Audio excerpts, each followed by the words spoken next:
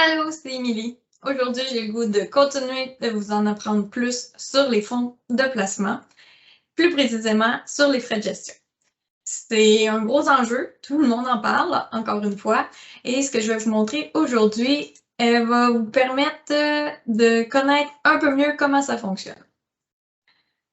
Ici, vous voyez, dans le fond, un FNB indiciel. C'est vraiment le fonds négocié en bourse que vous pouvez acheter facilement sur Disney, sur Wealthsimple, et moyen vous en occuper et qui va vous donner un rendement. Un ratio de frais de gestion très minime, 0,3 %. Si vous ne faites pas trop de transactions, vous le laissez là, vous ne payez pas de frais de transaction, vous allez avoir, au bout d'un historique de 10 ans, à peu près un rendement de 5 %. La différence avec un fonds commun de placement, c'est que oui, il y a des frais de gestion un peu plus élevés. Le rendement brut du fonds il va être diminué du ratio de frais de gestion. Ce qui va vous rester au final dans vos poches pourrait être plus élevé qu'un fonds indiciel qui vous coûte seulement 0,3 %. Pourquoi? Parce que si le fonds performe plus que l'indice boursier, il va vous en rester plus dans vos poches.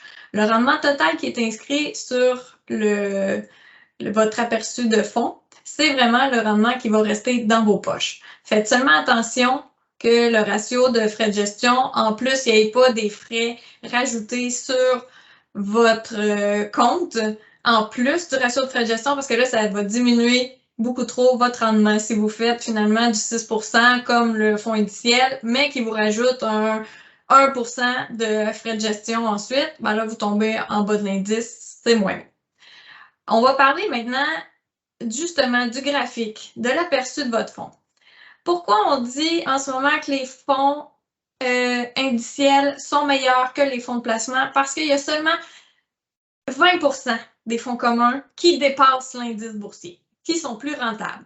20 % ça ne veut pas dire zéro, il faut juste les trouver. C'est sûr que si vous allez dans votre institution bancaire, vous ne trouverez pas des fonds qui dépassent l'indice boursier. C'est pour ça que c'est 80 % des gens qui ont des fonds qui ne dépassent pas l'indice boursier. Si vous voulez être dans le 20 % qui dépasse l'indice boursier, ben là, il faut consulter un conseiller qui peut vous offrir des fonds externes à une institution bancaire et qui performent plus. Comment on fait pour trouver ça? On regarde le graphique. Ici, la ligne bleue, c'est vraiment le fonds en tant que tel. Oui, il y a un ratio de frais de gestion de 2,5 %. Mais, malgré ça, il dépasse largement l'indice boursier, qui est le TSX, et sa catégorie d'actifs, qui est un fonds d'actions. Ici, si on va plus bas, on voit vraiment le rendement total. Le rendement total, c'est un coup que le 2,5 % de frais est enlevé. Sur 3 ans, le fonds vous a donné un rendement de 14 %, qui est pratiquement plus que le double que l'indice boursier. Si vous aviez pris des FNB, ben vous êtes moins rentable que là et vous n'avez pas à gérer ce fonds-là.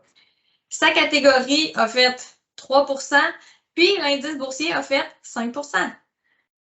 C'est pour ça que vous êtes plus rentable dans un fonds comme ça. Fait partie des 20 % des fonds plus rentables. J'en ai un autre, ça c'était AGF.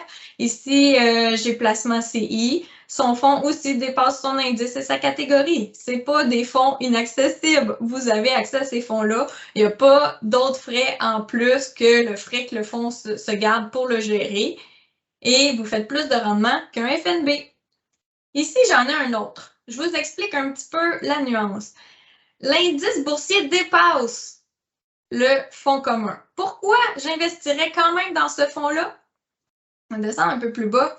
Ici, on voit que le rendement total, depuis un an, il a perdu moins que l'indice boursier et que sa catégorie.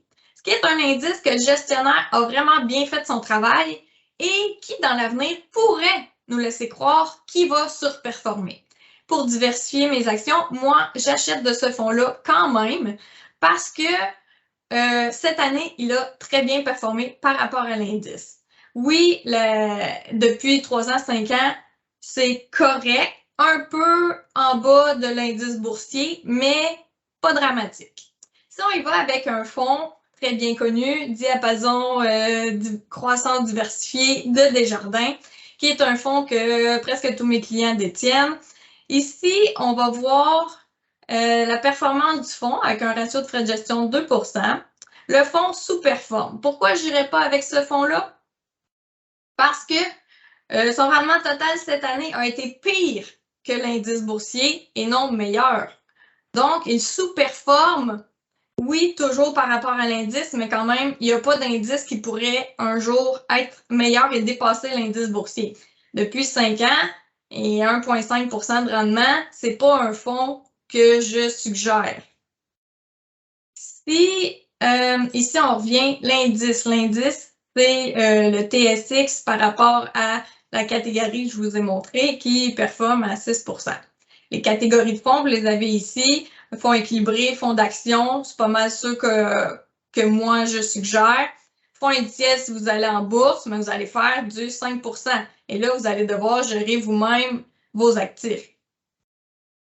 La différence, dernière chose, pour un fonds d'une institution bancaire, pourquoi c'est dans 80 % des fonds qui ne performent pas? Parce qu'ils sont obligés de vous offrir des actions qu'ils détiennent. C'est toutes des actions Desjardins.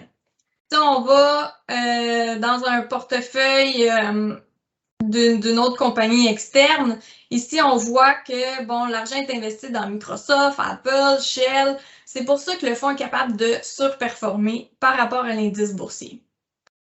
Si vous voulez plus de détails, si vous voulez continuer de vous informer, ben, abonnez-vous à mon groupe, mais vous pouvez me poser des questions en privé et vous prendre rendez-vous avec moi.